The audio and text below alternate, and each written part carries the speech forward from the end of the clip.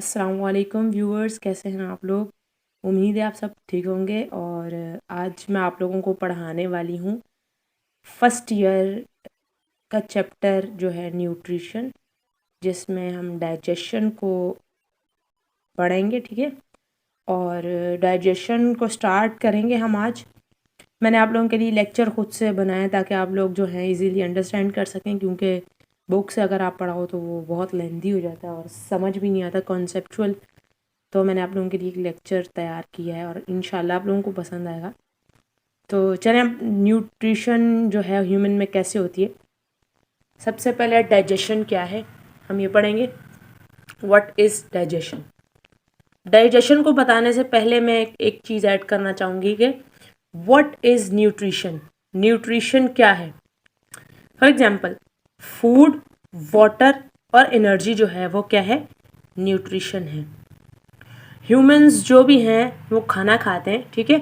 उसके बाद क्या होता है, वो डाइजेस्ट होता है, एनर्जी प्रोड्यूस होती है और जिसकी वजह से ह्यूमन बॉडी को न्यूट्रिएंट्स मिलते हैं और फिर क्या होती है, ग्रोथ होती है। अच्छा, अभी मैंने डाइजेशन को एक छोटी सी एक डायग्राम में मैंने उसको ब्रीफ मतलब छोटा सा किया हुआ, आप उसको अंडरस्टैंड करेंगे। देखें, कोई भी हम चीज़ हम खाते हैं फूड, तो वो क्या होते हैं, लार्ज पार्टिकल्स होते हैं। जब लार्ज पार्टिकल डाइजेस्ट होते हैं, उनकी ब्रेक डाउन होती है स्टमक में, तो वो क्या बन जाते हैं, स्मॉल पार्टिकल्स, जो कि जिनको हम स्मॉलेस्ट मॉलिक्यूल्स भी बोल सकते हैं। वो क्या होते हैं, सेल के अंदर एब्जॉर्ब हो जाते हैं easily. Food absorb by cells. जब सेल्स के अंदर फूड एब्जॉर्ब हो जाए तो क्या होता है, डाइजेशन हो जाती है। और आप इसको ऐसे याद भी कर सकते हैं, the process in which large molecules break down into small particles or small molecules that are absorbed by cells is called digestion। ठीक है। अब डाइजेशन स्टार्ट कैसे होती है ह्यूमन में। सबसे पहला पार्ट जो है डाइजेशन का वो क्या है, माउथ, जो आप लोगों को नजर आ रहा है।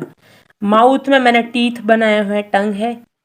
तो first part of digestive system क्या है, इसको हम बोलेंगे बकल और ओरल कैविटी। हम इसको बकल कैविटी भी बोल सकते हैं और ओरल कैविटी भी बोल सकते हैं। और ये क्या है, टंग। अच्छा, क्या होता है, जब भी इंसान फूड इनटेक करता है, खाना खाता है, तो क्या होता है, वो अपने टीथ से इसको च्यू करता है, चबाता है। जब वो चबाता है तो वो पार्टिकल्स जो होते हैं वो छोटे पार्टिकल्स फॉर्म्ड हो जाते हैं। और सबसे बड़ा फैक्टर्स में क्या है, स्लाइवा। स्लाइवा कितने 34 आवर्स तक स्लाइवा होता है बॉडी में, ठीक है। स्लाइवा क्या करता है, हेल्प करता है ह्यूमन को च्यूइंग करने में, क्योंकि वाटर कॉम्पोजिशन और एंजाइम्स होते हैं इसके अंदर। तो जैसे जैसे हम लोग च्यू करते हैं, एंजाइम्स के साथ क्या बनता है, बोलस। बोलस जिसको बोलते हैं हम नेवाला, उर्दू में नेवाला बोलते हैं इसको, और इंग्लिश में क्या बोलते हैं इसको, bolus. For example, this is bolus, ठीक है, ये बोलस हो गया। अच्छा, उसके बाद क्या होता है, फूड कहाँ जाता है, च्यू होने के बाद फेरेंक्स में आता है। इस ट्यूब को हम लोग, इस पार्ट को हम फेरेंक्स बोलेंगे। और इधर एक और पार्ट होता है जो है लैरिंक्स, इसको हम वॉइस बॉक्स भी बोलते हैं। यहाँ से जो है वो आवाज़, इंसान का जो भी आवाज़ होता है वो निकलती है। तो खाना क्या होता है, फेरेंक्स से जाता है। और अब ये जो मेन ट्यूब है, इसको हम ईसोफेगस भी बोलते हैं और फूड पाइप भी बोलते हैं। अब खाना कहाँ जाता है, ईसोफेगस। ईसोफेगस के बाद आता है हमारा खाना स्टमक में, जो मेन डाइजेस्टिव ऑर्गन जिसको हम स्टमक कहते हैं। अच्छा, स्टमक के अंदर कौन सी मूवमेंट होती है, पेरास्टाल्टिक मूवमेंट। पेरास्टाल्टिक मूवमेंट, ठीक है। स्टमक क्या है, अब स्टमक को मैंने डिफाइन किया। स्टमक में क्या होती है, डाइजेशन, और ये क्या है, muscular sac. Muscular sac and digestion. अब क्या है, स्मॉल, और स्टमक के अंदर क्या होते हैं, स्मॉल ग्लैंड्स होते हैं। स्मॉल ग्लैंड्स होते हैं और इनका क्या मीडियम होता है, एसिडिक मीडियम इन्वायरमेंट होता है, ताकि फूड जो है वो, जिसके अंदर फूड के अंदर कोई भी चीज़ आ रही है जो हमारी हेल्थ के लिए अच्छी नहीं है, इसमें बैक्टीरिया और एसिड जो होता है उसको किल कर देते हैं, और जो हमारा खाना जो होता है वो हमारे लिए ख़राब नहीं होता। अच्छा, इसके बाद खाना जो है वो जाता है स्मॉल इंटेस्टाइन में। स्मॉल इंटेस्टाइन के अंदर खाना जाता है और उसके बाद लार्ज, ये इंटरलिंक करिए लार्ज इंटेस्टाइन के साथ, ये लार्ज इंटेस्टाइन है, इसके अंदर खाना चला जाता है। अच्छा, मज़े की बात यह है कि खाना यहाँ पर कंप्लीट डाइजेस्ट नहीं हुआ, सिर्फ यहाँ पर डाइजेशन होती है।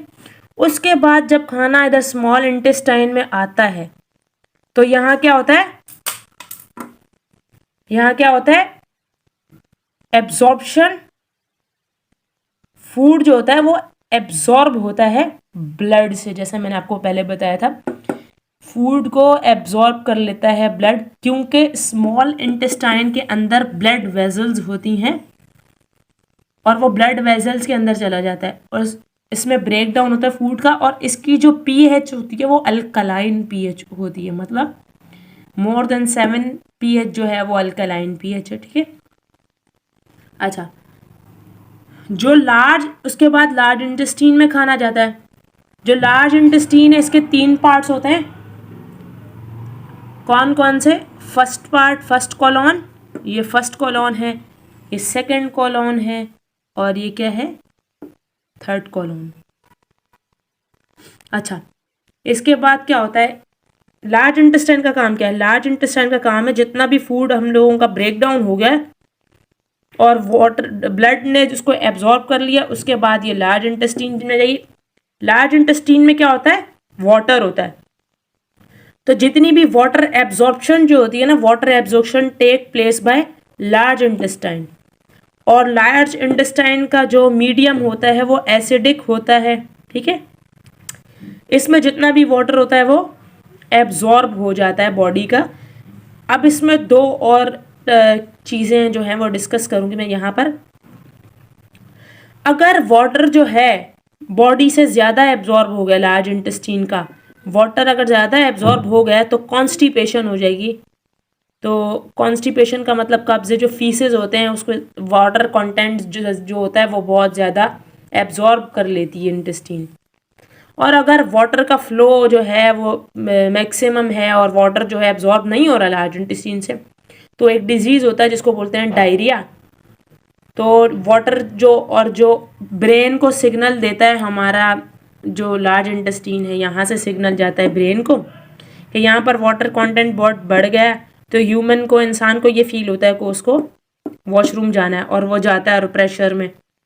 तो इस वजह से वाटर जो होता है बॉडी का ज़्यादा से ज़्यादा रिमूव हो जाता है। डायरिया की वजह से क्या होता है, वाटर जो होता है वो बॉडी का ख़त्म होने लगता है, जिसकी वजह से हमें फिर न्यूट्रिएंट सप्लाईज प्रोवाइड किए जाते हैं, ड्रिप्स वगैरह लगाए जाते हैं, बोला जाता है ORS वगैरह पिए। लेकिन डायरिया जो है वो, इसके अलावा भी डायरिया के बहुत से फैक्टर्स की वजह से भी डायरिया हो जाता है। इसके अलावा जब यहाँ पर एब्जॉर्प्शन हो जाती है, अच्छा ये एक और पार्ट है इंटेस्टाइन, लार्ज इंटेस्टाइन का एक पार्ट है, इसको अपेंडिक्स कहते हैं। यहाँ पर अगर फूड पार्टिकल्स मतलब इनडायरेक्टली चले जाएं फूड पार्टिकल्स, अपेंडिक्स जो है इसमें अगर पार्टिकल्स वगैरह कोई आ जाएं तो बॉडी पेन होता है, एकदम से एक अजीब सा दर्द उठता है जिसको हम अपेंडिक्स पेन कहते हैं। इसकी वजह से जो ये वेस्टिजियल ऑर्गन होता है ह्यूमंस के अंदर, लेकिन एनिमल्स जो होते हैं लाइक गोट वगैरह, कैटल्स वगैरह होता है, वो उनको हेल्पफुल होता है ग्रेजिंग में, जो ग्रेजिंग करते हैं ना उनके लिए ये वाला पार्ट अफेक्टिव है। लेकिन ह्यूमंस के लिए ये एक्स्ट्रा वेस्टिजियल ऑर्गन है जिसको अपेंडिक्स कहते हैं। तो जब पेन होता है तो उसको डॉक्टर्स जो होते हैं वो रिमूव कर देते हैं सर्जरी से। इसके बाद खाना जो है वो एब्जॉर्ब होने के बाद ट्रेवल होता है और यहाँ पर स्टोर हो जाता है इस एरिया में। जैसे जैसे अगर आपने दिन में कुछ खाया है और खाना जो है वो आपके ब्लड ने एब्जॉर्ब कर लिया, उसके बाद यहाँ खाना पड़ा हुआ है, अब आप रात का खाना खाएंगे तो क्या होगा, ये खाना और मतलब जो है ट्रेवल करता हुआ आगे जाएगा और यहाँ स्टोर हो जाएगा। जैसे स्टोर हो जाएगा तो और खाना आएगा तो यहाँ प्रेशर अप्लाई होगा।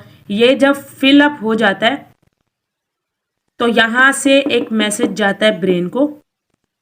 अच्छा, और ये जो एरिया इसको रेक्टम बोलते हैं, रेक्टम बोलते हैं। लार्ज इंटेस्टाइन का लास्ट पार्ट जो है रेक्टम है। रेक्टम में जब प्रेशर बढ़ता है तो ह्यूमन बॉडी को सिग्नल जाता है कि रेक्टम जो है वो फिलअप हो गया और ये ब्रेन को डायरेक्ट सिग्नल जाता है। फिर ब्रेन जो है स्टिमुलाई करता है इसको, इसके बाद हमें फील होता है कि हमें जाना चाहिए वॉशरूम। तो यहाँ पर जो ये ओपनिंग है, ये स्पिंचर ओपनिंग कहते हैं इसको। स्पिंचर ओपनिंग से जितना भी फीसिस की कंटेंट होता है, जितना भी फुजला होता है, वो बाहर आ जाता है। और चाइल्ड, जब एक ऐड करूँगी बात, जो छोटे चाइल्ड होते हैं, इन्फेंट्स होते हैं, उनका ये वाला जो पार्ट होता है ये कंट्रोल्ड नहीं होता, नॉन वॉलेंट्री होता है, क्योंकि उनका ब्रेन को सिग्नल नहीं जा रहा होता, इसलिए उनको, बच्चों को जो है वो पता नहीं चलता कि कब करना है कब नहीं करना, अनकंट्रोल होता है। जैसे जैसे एडल्ट होते हैं तो क्या होता है, ये कंट्रोल्ड हो जाता है। अब आप लोगों को जो है मेरा ये जो न्यूट्रिशन इन ह्यूमन बॉडी जो होगा, बहुत अच्छे से आप लोगों को समझ आ गया होगा। और ये जो प्रॉपर इसकी डायग्राम, और ये प्रॉपर डायग्राम है, इसको मैंने जो है सब लिख दी है, जो जो इम्पोर्टेंट पार्ट है, आप लोग इसको याद कर सकते हैं, ऐसे भी आपके लिए बहुत इजी हो जाएगा ये। तो that's all about digestion in human body. Hope so आपको ये वीडियो बहुत पसंद आई होगी। इंशाल्लाह ऐसी ही वीडियोस आपके पास आती रहेंगी, ताकि आपको इजी वे में सारा जो है वो समझ आ जाए। करती हूँ आप लोगों को मेरा लेक्चर पसंद आया होगा। इंशाल्लाह नेक्स्ट वीडियो भी जो है वो अपलोड करूँगी, कोई अच्छा टॉपिक होगा मुश्किल जो आप लोगों को मैं पढ़ा सकूँ। ओके, अल्लाह हाफिज़। मेरा चैनल सब्सक्राइब कर दीजिएगा, लाइक कर दीजिएगा और कमेंट कर दीजिएगा।